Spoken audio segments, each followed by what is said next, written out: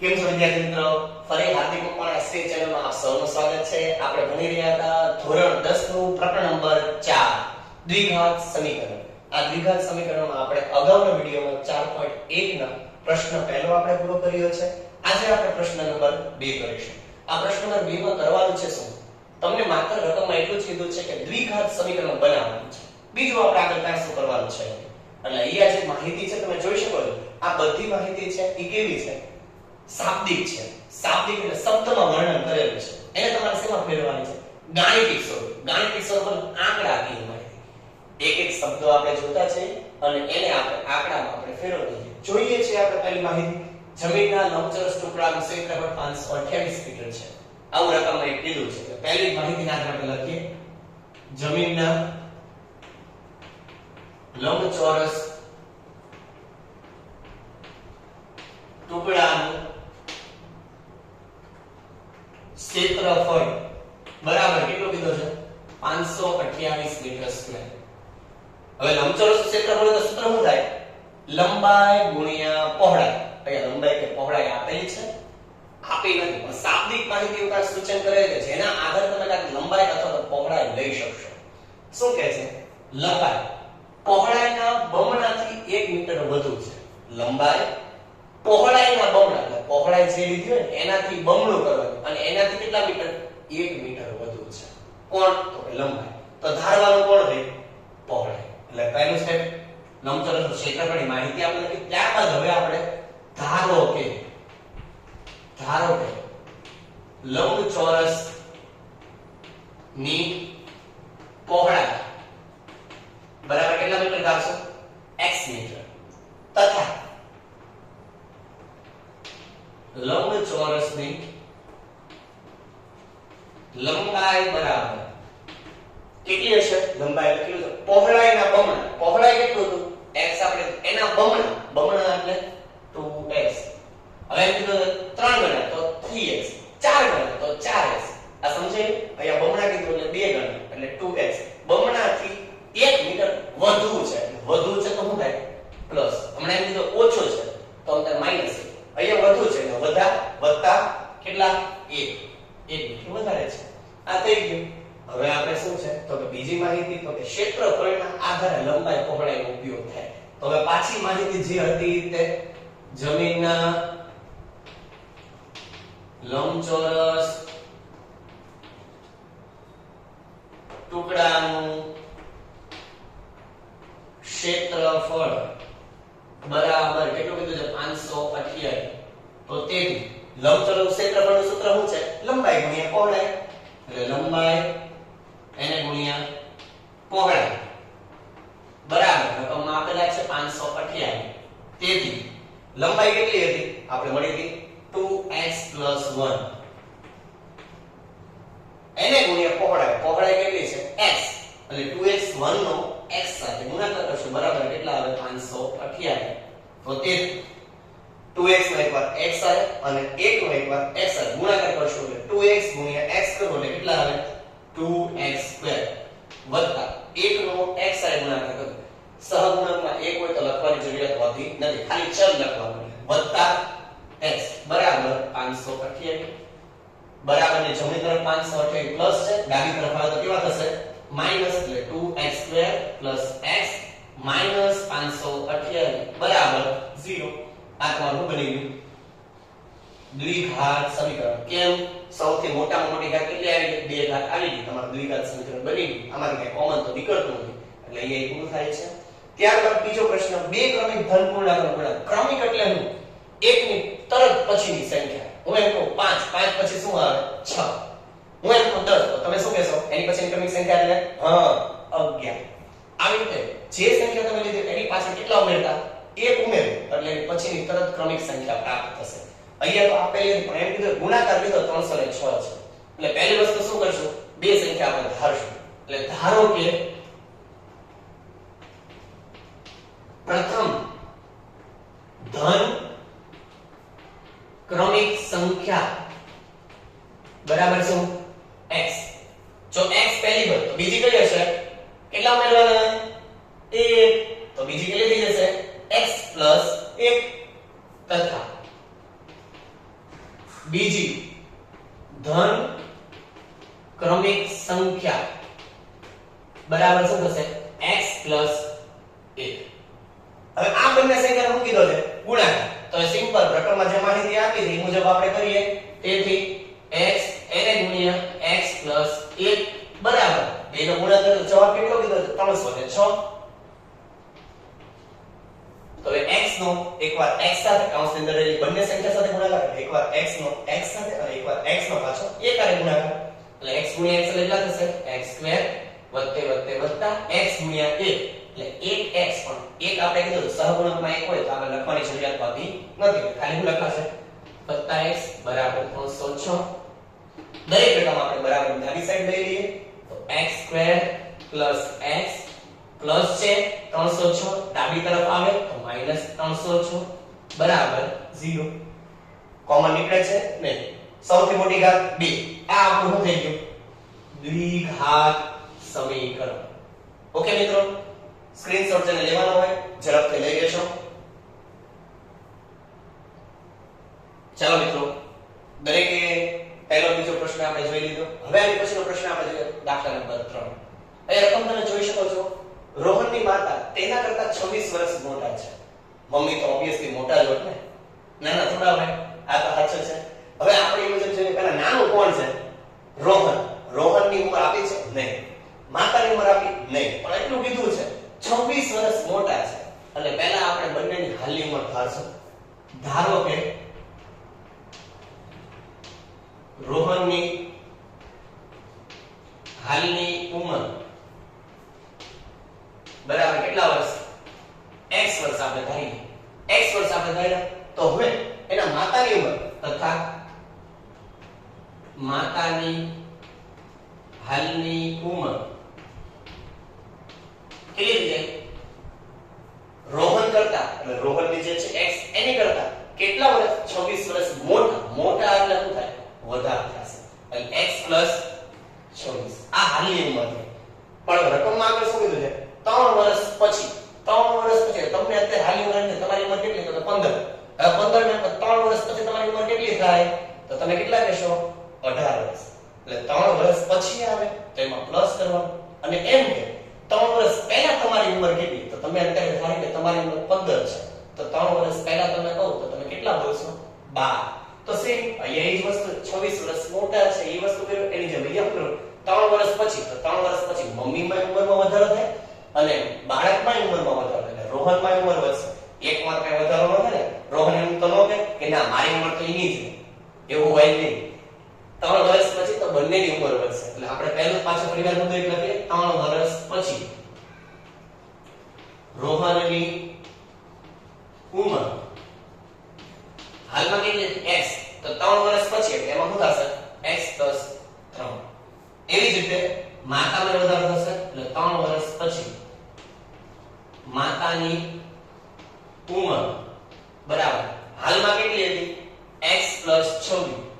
એમાં કેટલો ઉમેરો કરવાનો 3 વર્ષ. 3 વર્ષ ઉમેરો થશે એટલે 26 માં 3 ઉમેરો કેટલા થશે 29. એટલે x + 29. આ 3 વર્ષ પછીની ઉંમર બને. હવે 3 વર્ષ પછીની જે ઉંમર મળી ને રોહનની અને માતાની ઈ બંનેનો શું કીધો છે ગુણાકાર 360 થાય છે. એટલે હવે પાછો આપણે ગુણાકાર કરશું. હવે આપણું સમીકરણ બને છે બે 3 વર્ષ પછીની ઉંમર એટલે રોહનની કેટલી હતી x + 3 અને માતાની કેટલી હતી x + 29. આ બંનેનો શું કીધો ગુણાકાર. બે કૌંસમાં આવી બંને વચ્ચે ગુણાકારનો સંબંધ બરાબર જવાબ કેટલો આવે તો કે 360. હવે તેથી બે કૌંસ અલગ અલગ આવી ગયા. પહેલા કૌંસમાંથી પહેલી રકમ એની સાથે બીજા કૌંસનો ગુણાકાર, પહેલા કૌંસની બીજી રકમ એની સાથે બીજા કૌંસનો ગુણાકાર. તો ચાલો મૂકીએ x એને ગુણ્યા x + 29 બીજામાં થશે +3 એને ગુણ્યા x + 29 બરાબર 360. ગુણાકાર કરીએ તો તેથી x ગુણ્યા x એટલે x2 વત્તા x નો 29 સાથે ગુણાકાર 29x. આ પદ પૂરું. હવે અહીંયા જોઈએ પ્લસ 3 નો x સાથે ગુણાકાર 3x વત્તે વત્તા 29 નો 3 સાથે ગુણાકાર કેટલા થશે કેટલા થશે 29 નો 3 આવે 87. ઓકે 87 બરાબર 360 360. હવે શું કરશું? જેનો સરવાળો થાય સરવાળો કરશું, બાદબાકી થાય બાદબાકી. અહીંયા તો બધામાં તમને સરવાળો જ દેખાય છે, ઈ સિવાય બીજું કંઈ દેખાતું નથી. તો ચાલો આગળ વધીએ. x² + 29x અને 3x. 29x અને 3x કેટલા થશે? 32x. 29 ને 3 32 વત્તા 27. હવે અહીંયા 360 પ્લસમાં છે, બરાબરની જોડે તો બરાબરની ડાબી તરફ લાવો તો કેવા થશે? -360 બરાબર 0. હવે કઈ તો કે અહીં x2 અહીં x આ અચલ પદનો સરવાળો પરફેક્ટ થાય છે. તેથી x² + 32x. હવે શું મોટા પદમાંથી નાનું પદ જ્યારે પ્લસ માઈનસ માઈનસ બાદબાકી થાય તો ખબર પડે. તો મોટા પદની નિશાની કઈ 360 મોટા કે 87? 360. તો એ નિશાની કેવી છે? માઈનસ. તો નિશાની પાસે માઈનસ. આપણે 360 માંથી કેટલા બાદ કરવાના છે? 87 બાદ કરીએ. તો 87 બાદ કરીએ 10 અહીંયા આવશે 5. 10 માંથી 7 જાય વધે કેટલા? 3. 5 માંથી 8 વધી પડી 10. અહીંયા 2 10 ને 5 15. 15 માંથી 8 જાય તો વધે કેટલા? 7. અને બાજુમાં વધ્યા કેટલા? 273 બરાબર 0.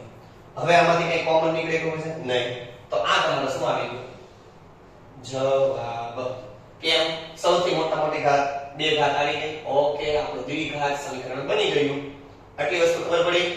ઓકે. હવે એક ટ્રેન 480 કિમી નું અંતર અચળ ઝડપે કાપે છે. હવે અહીંયા અંતર છે, ઝડપ છે. પહેલા કઈ ખબર હોય? ઝડપ વાળા સૂત્ર ખબર હોય. આપણે ઝડપ બરાબર ઝડપનું સૂત્ર ને ઝડપ બરાબર અંતરના છેદમાં સમય. આ હોય અથવા જો ઝડપ શોધવું હોય તો આ થશે. સમય શોધવું હોય તો સમયને કરતા બનાવી નાખો. સમય બરાબર અંતરના છેદમાં ઝડપ અંશમાં આ સાઈડ આવે છેદમાં ઝડપ. અને ત્રીજું સૂત્ર હવે અંતર એને શોધવું છે તો અંતર બરાબર આ બંને છેદની રકમ છે આ સાઈડ જાય ડાબી તરફ જાય સમય સાથે ગુણાકાર એટલે સમય ગુણ્યા ઝડપ. રકમમાં પહેલા માહિતી જોઈએ એના આધારે આપણે કયું સૂત્ર વાપરશું એ જોશું. એક ટ્રેનની 480 કિલોમીટર અંતર કુલ અંતર અંતર આપી દીધું છે બરાબર 480 કિમી. હવે શું છે? અચળ ઝડપ આપી છે નથી આપી. તો આપણે પહેલા અચળ ઝડપ મૂકવી પડશે, ધારવી પડશે. શું લેવા? તો કે આગળ હજી કીધું 80 કિમી કલાક ઓછી ઝડપે દોડે છે. એટલે તમારે પહેલા ધારવું પડશે અચળ ઝડપ. એટલે ધારો કે ટ્રેનની અચળ ઝડપ બરાબર x છે. તો હવે અંતર છે, ઝડપ છે, સમયના આધારે આપણે ગોતા છે. તો સમય બરાબર અંતરના છેદમાં ઝડપ. તો અંતર કેટલું હતું? 480 કિમી. અને એના માટે ઝડપ કેટલી? અચળ ઝડપ આપણે કેટલી ધારી? x. હવે બીજો મુદ્દો તો કે આ તો તમને અચળ ઝડપે ચાલે ત્યારે આ તમે સમય વાળો. હવે તમને કઈ ચેન્જ છે કે આ અંતર એનું ઈ જ અંતર 480 કિલોમીટર અંતર પણ હવે ઝડપમાં ચેન્જીસ થયું. શું થયું? 8 કિલોમીટર પ્રતિ કલાક ઓછી ઝડપ હતી. કેટલી અચળ? x. એમાંથી ઓછી રહી 8 ઓછી રહી તમે લખશો શું? x - 8. એટલે જોઈએ હવે શું થાય? ટ્રેનની ઝડપ 8 કિમી પ્રતિ કલાક શું થાય છે? ઓછી થાય ત્યારે પાછું સમય બરાબર શું સૂત્ર છે? અંતરના છેદમાં ઝડપ. તો સૂત્ર શું થશે? અંતરના છેદમાં ઝડપ છે તો અંતર કેટલું હતું? 480 કિમી. હવે ઝડપ કેટલી? x તો હતી તે એમાંથી 8 કિમી ઓછી થાય x - 8. હવે આપણું સમીકરણ બને છે. પહેલા તો બે સમીકરણ કયા બન્યા? 480/x - 8 અને બીજું હતું 480/x. રકમમાં શું કીધું છે? હવે ધ્યાન રાખજો 8 કિમી પ્રતિ કલાક ઓછી ઝડપ કાપે ને ત્યારે આ ટ્રેન છે ઈ કેટલી કલાક વધુ સમય લે છે? તો કે 3 કલાક વધુ લે. આ 3 કલાક વધુ લે છે એવું કહેવા માંગે છે. તો આ બંને વચ્ચેનો સરવાળો કરવો, સરખાપણું કરવું હોય, બરાબર કરવું હોય તો ઈ 3 મારે કેમાં ઉમેરવાના? જે ઓછું થાય એમાં વિરુદ્ધ સાઈડ. વિરુદ્ધ સાઈડ એટલે કઈ? જે અચળ ઝડપે ચાલે છે એમાં 3 ઉમેરવાના. આમાં 3 ઉમેરાશે. હવે આપણે રકમ આગળ ગણશું. તો તેથી શું થશે 480 છેદમાં x - 8 બરાબર અહીંયા વચ્ચે જ્યારે રકમ એક કોઈ પણ અંશ છેદમાં વચ્ચે પ્લસ માઈનસ હોય તો છેદમાં શું લેવું પડે લસા એટલે પહેલો સ્ટેપ ત્યાં આપણે લસા લઈ લેશું 480 + 3x ને છેદમાં આખામાં x હવે ચોકડી ગુણાકાર x નો 480 અને 480 + 3x નો x - 8 હારે ગુણાકાર થશે તો તેથી 480 સીધું x જ લખી નાખો કેમ 480 x એટલે 480x આમાં અલગ લખવું પડશે 480 + 3x બીજા કૌંસમાં x - 8 તો ચાલો આપણે આની જેવા આપણે પહેલા શીખ્યા તેની જેમ બે કૌંસ બન્યા પહેલા કૌંસને પહેલી રકમ આવે બીજું આખું કૌંસ પહેલા કૌંસને બીજી રકમ આવે બીજું આખું કૌંસ તો તેથી 480x બરાબર 480 કૌંસમાં x - 8 વત્તા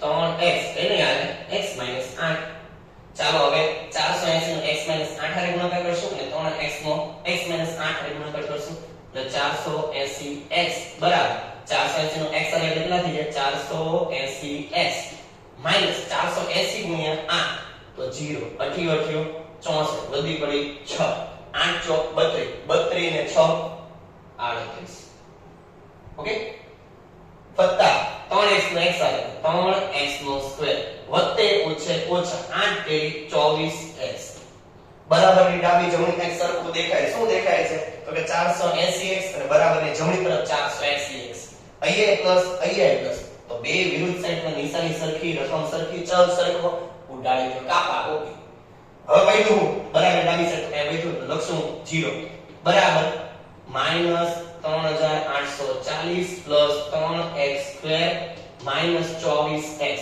તો છેલ્લો જવાબ આવી ગયો બીજું કઈ નહીં હવે તારે ક્રમમાં ગોઠવીએ છે અહીંયા બાજુમાં લખી નાખું છું હવે ક્રમમાં લખીએ એટલે શું લખશું આ 0 છે બરાબરની જમણી તરફ જવા દેશું એટલે બધી રકમ ડાબી તરફ જેમ હોય એમની એમ જ તે ક્રમિક ગોઠવું છું પહેલા બે ઘાત વડે પ્લસ છે પ્લસ 3x² પછી એક ઘાત વડે -24x પછી તો કે અહીંયા -3840 બરાબર 0 હવે આમાં કઈ તો કે હા હજી એક મુદ્દામાં થાય છે બધામાંથી કઈ કોમન નીકળે 3 3 1 3 8 તેરી 24 અને 3 8 4 15 3 ના ઘડિયામાં આવે એટલે 3 વડે એમાંય કોમન થાય છે હવે જેવું તો તેથી x² - 8 તેરી 24 - 3 1 3 3 2 6 2 વડે 8 તેરી 24 બરાબર 0 હવે કઈ કોમન બન નહીં અને સૌથી મોટી ઘાત કેટલી આવી ગઈ 2 આવી ગઈ એટલે આ તમારું છે શું હશે દ્વિઘાત સમીકરણ